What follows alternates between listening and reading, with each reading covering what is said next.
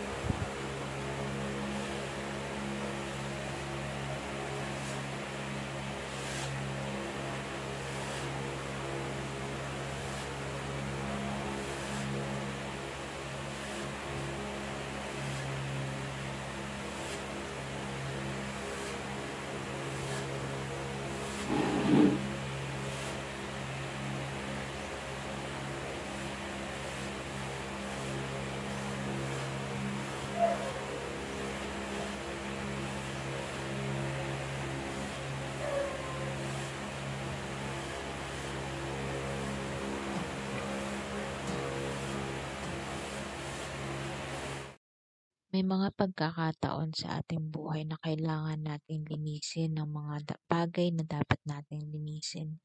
Lalo na kapag ito'y kalat na at lalong madumi na at hindi na nakakaaya-aya or kaaya-aya sa paningin natin ang mga bagay na ito. Lalo na sa ating mga problema, mga baggages sa buhay, kailangan natin na isantabi o sabihin na natin, kailangan nating iresolba ang mga bagay na to o magkaroon ng forgiveness. Kasi kung hindi natin gagawin yun, mamumuo yung alikabok sa puso natin na magtatagal at kakapal hanggang sa ubuhin tayo, hanggang sa mapuno tayo.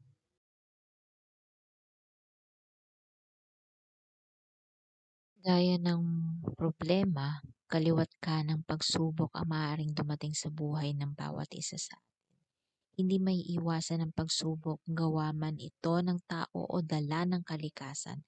Kadalasan din ang mga hinaharap natin or challenges sa buhay ay pinagdadaanan natin dahil ito ay kusang dumarating at hindi natin mapipigilan.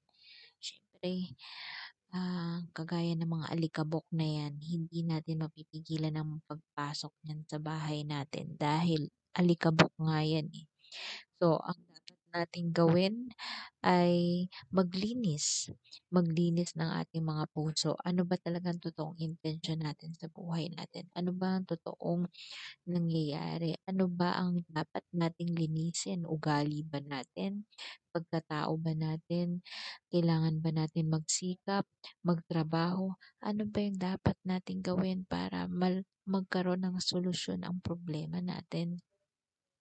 Kasi nasa sa atin lang ang dapat nasa kasagutan. Ang solusyon ay nasa atin. Kung kailangan natin magpatawad, gawin ang pagpapatawad.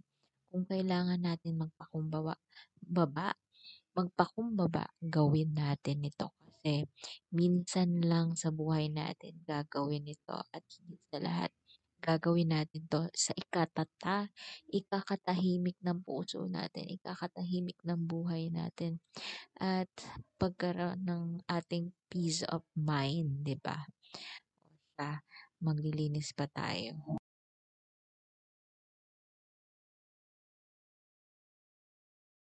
So ayun na nga, meron tayong iba't ibang level ng kinahaharap na problema at pagsubok. Gayunpaman, narito ang ilang mga pwede kong mai-share sa inyo at sana naman may kapulutan kayo ah, ng kaalaman o sana naman malampasan niyo ang kinaharap na problema na meron kayo sa buhay niyo ngayon.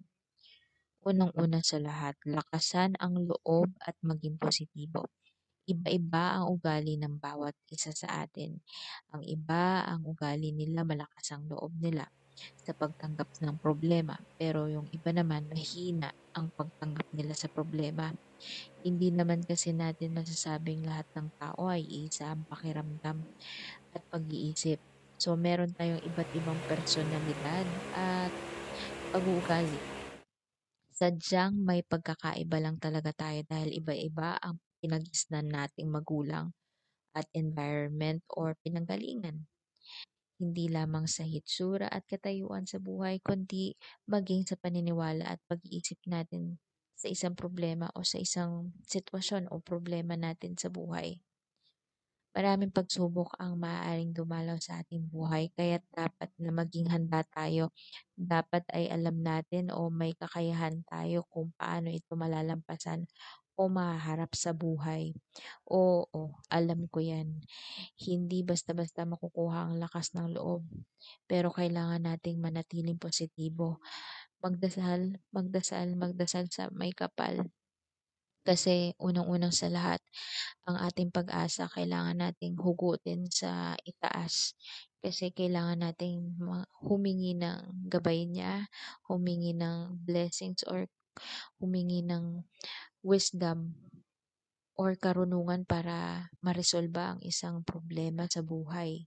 Siyempre kailangan nating linisin ang puso natin pagka nagdadasal tayo. Kailangan bago tayo humarap sa Diyos, napatawad na ba natin ang mga kaaway natin? O sabihin na natin, pinalaya na ba natin sa utak natin ang mga taong nanakit sa atin? Kasi unang-una sa lahat, yun yung unang dapat nating tanggalin sa puso natin, yung sama ng loob. Kasi paano ka magiging positibo kung may sama ka ng loob sa ibang tao? At paano mo lalakasan ang loob mo kung pag nakikita mo lang yung taong yun o ultimong damit, dulo ng damit niya, naiinis ka na. So, ano yun? So, kailangan linisin mo yung puso mo muna bago ka lumapit sa Diyos. Siyempre, sabi nga niya, kailangan mo magpatawad 70 times 7. Tama ba? Kung ano man yung nandun sa Bible, yun yung sinasabi niya. So, just believe and see what kind of miracle will happen if you try to forgive. Okay. Dalawa na dapat mong tandaan para malampasan mo ang problema ay mag-focus ka muna dun sa mga ah, blessings na meron ka sa buhay mo. Ayan, kailangan mo mag-focus dun muna. Siyempre, isipin mo din yung mga paraan kung paano maresolba ang problema mo. Kapag malungkot ang isang tao, nagmumukmok. So, Kapag iniwan o hiniwalayan ng karelasyon, gustong umiyak ng umiyak o kung minsan pa nga ay umiinom ng alak para makalimutan ng mga bagay na yan. Pero syempre, natural lang ganitong paraan ng syempre 'pag nalulungkot ka talagang iiyak ka, eh. Mafe-feel mo yung problema mo.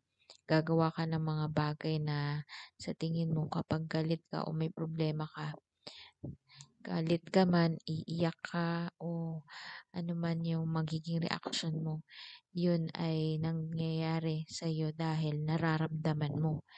Ito kasi yung mga paraan na alam mong puwedeng mangyari sa'yo at alam mo na mararamdaman mo.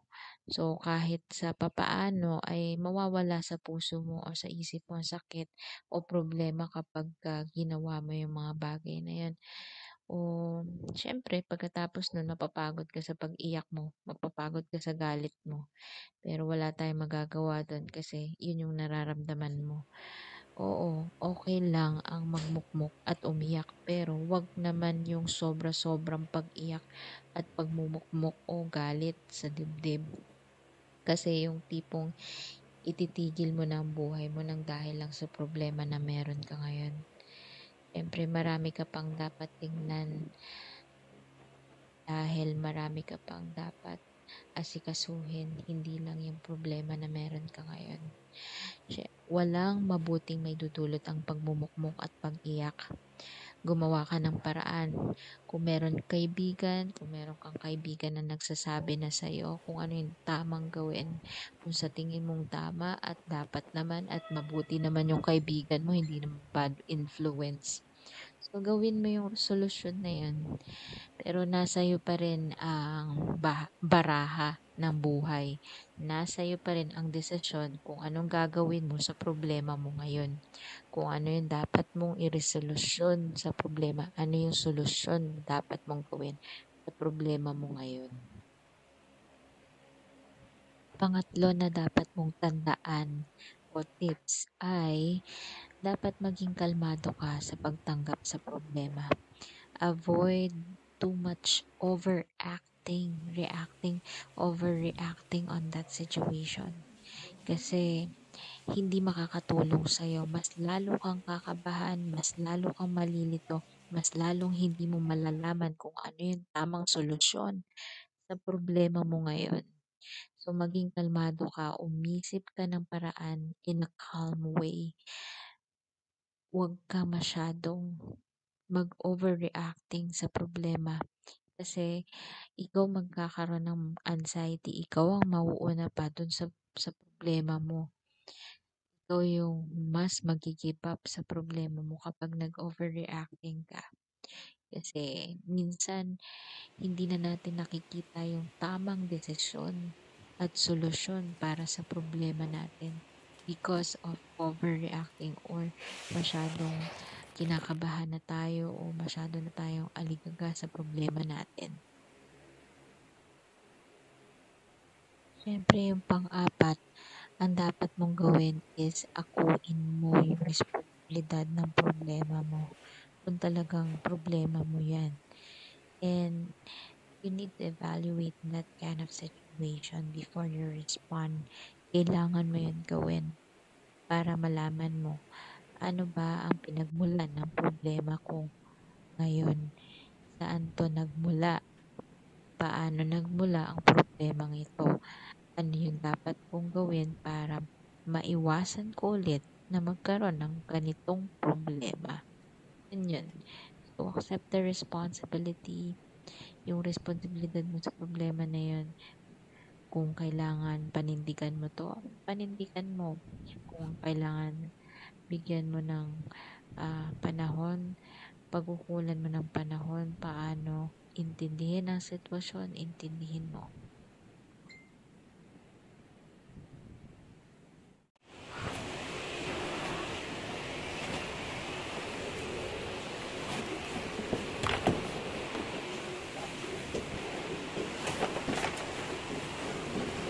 So, hindi na siya kasya. Kailangan na siyang bawasan. Sobrang hindi siya kasya. So, ito lang. Medyo maliit lang ang washing machine. So, So, na ang gagawin natin ay ilalagay na natin ito. Okay, so, syempre may titid pack ng Ariel. Okay, so Ariel Sunrise Fresh. Kunin nyo na akong ayan, so pinopromote ko. Pero syempre, hindi naman ako talaga pinabayaran dito. I just want you to know na maganda itong Ariel. And then this one, Downy, para mas fresh ang ating, mas mabango and maganda to. Mabango. Perfume pearl. So gagamit tayo ng Ariel, dalawang Ariel para malinis.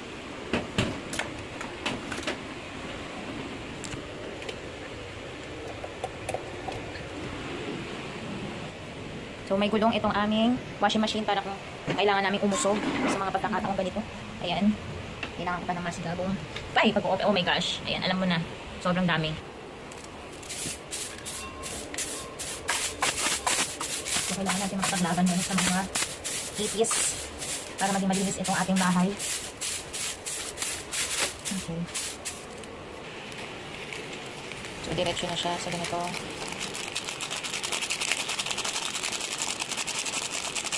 Hindi ako nag-advertise ng Ariel, pero kung gusto niyo akong kunin, okay lang. Okay, naka-all-in na lang. So, na dapat natin kunin yan. Customize, normal, delicate, heavy, custom, heavy duty. Okay.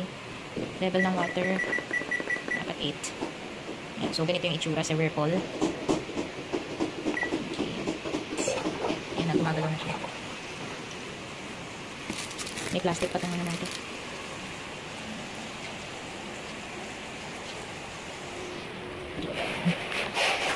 So, binalikan na natin siya, 43. Ayan. Ganito ang aming kusina. Pero mamaya, lilinisin namin to. Ayan. Kita niyo naman. Ayan. Unti-unti na nagliliwanag ang aming buhay. So, may nakikita naman kayo. Ayan. Cabinet yan nasa gitna. So, kailangan naming ayusin pa yan. Bagay-bagay. Ayan. Cherry blossom. Okay, take yan. Ayan, ito yung hagdan, mga tsinelas. Ayan. So, mamaya, unti-unti natin to, lilinisin natin, pati ito, syempre, para malinis, at hindi maalikabok. Kailangan din linisin to, itong napakahiganting, itong aming salamin. Ayan, so, kukunin natin yung seat. Syempre, hindi na naman ako pinapayaran dito, pero, kailangan natin itong gamitin, floor wax, liquid floor wax para sa ating ating floor. So, ganyan siya. Liquid floor. Ang liquid floor wax ay mainam din kasi para hindi siya masyadong mabaho. Okay? Napisahan natin ang ating pagpupunas ng floor. Ito nawalisan na kanina. Kailangan na lang ganito. Okay.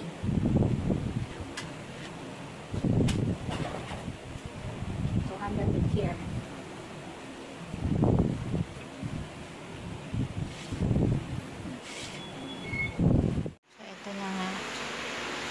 Kailangan ng mag-map ng ating sobrang map. Ayan, ref namin. Siyempre, kailangan malinis tayo. Kasama na rin dyan ang ating ultimate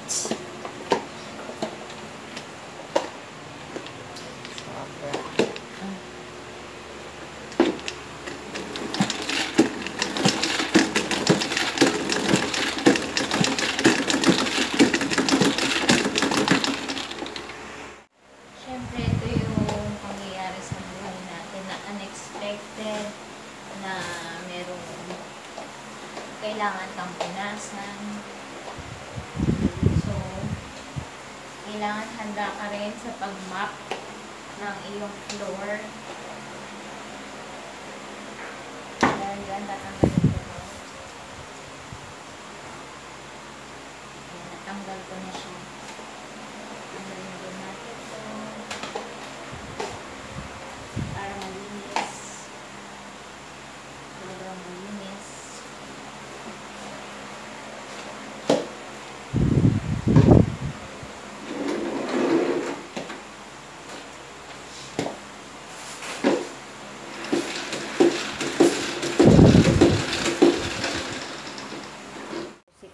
Na siya, gamitan na natin siya ng Downy. Ikot-ikutin natin yung downy para mabango naman.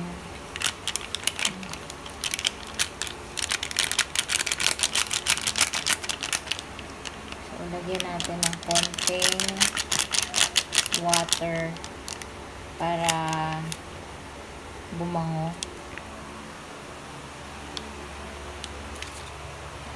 Okay, konti lang naman.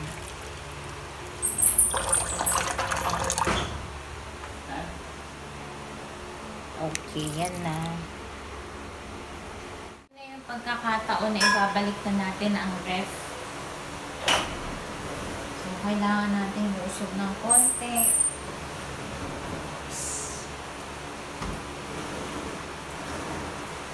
Siyempre, dahan-dahanin nyo dahil ref yan.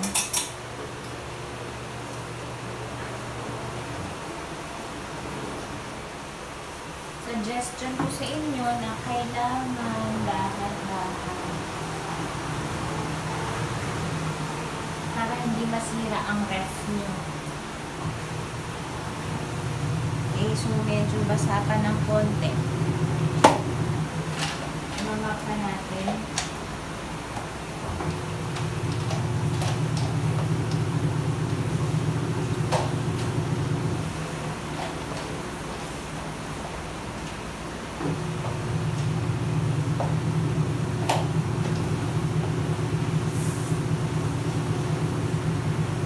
Sobrang nalinis na yung area.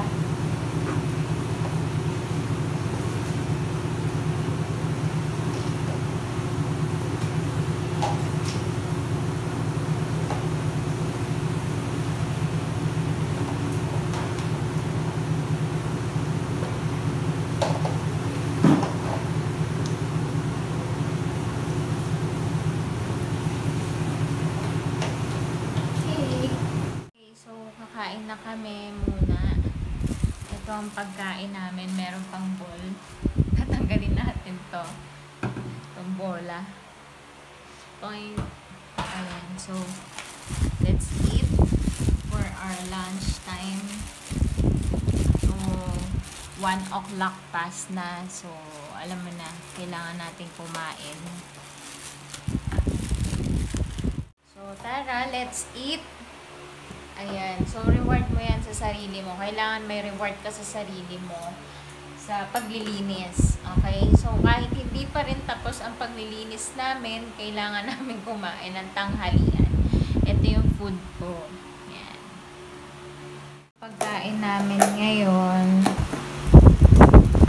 ayan. Nakapatong lang pala yung sauce. Ito naman yung sa asawa ko. Fish din. Pero pinagkaiba sa akin, fruits and vegetables sa kanya. Ang side dish niya ay yan. O siya, kailangan na namin kumain.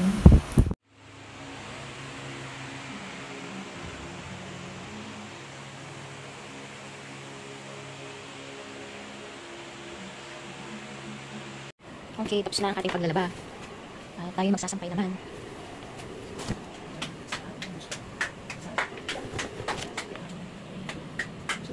Tatanggalin natin sa saksakan ang ating washing machine. Ito rin yung connection. Mukhang nakapasok sa pinakailalim. Oh gosh, nakapasok. Yan. Ito, siratin natin. Tanggalin. Ito rin, tanggalin natin. Sure lang natin na nakatakip. Yan. At tayo magsasampay na. So tayo ay magsasampay. Yan. Tingnan natin dito. Dapat isang tayo. Ano ito? Ito ito.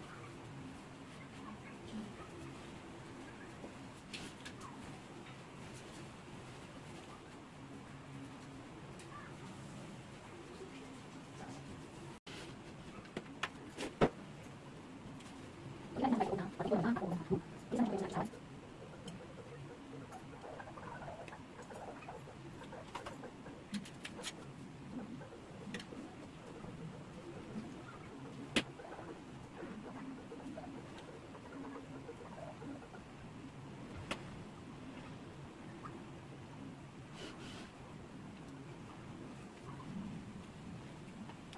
Okay, last one. Ay, last two. Dito na natin siya isusuot. Pagkakasyahin natin siya sa ating sinampay. Okay. Yan, pwede pa. Okay, next one is for room. Ayan, yung sinto namin. Natanggalan ko na siya ng... Ayan, okay. Yan. So, nakita nyo, grabe yung general cleaning namin. Okay. So, medyo makalat talaga ang bahay. Okay. Ayan, medyo makalat lang talaga pero ayusin din. Ayan naman ay bababa na tayo. Ayan, yan ang aming bababa na tayo.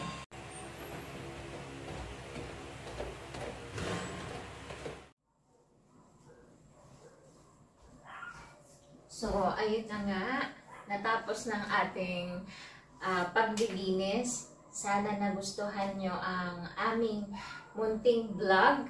And sana mag-subscribe din kayo sa aming YouTube channel para makatulong din kayo. And at the same time, para may mga tips and any kinds of advice na may matutunan kayo sa akin. And I hope that you enjoy your weekend and at the same time enjoy your family and loved ones.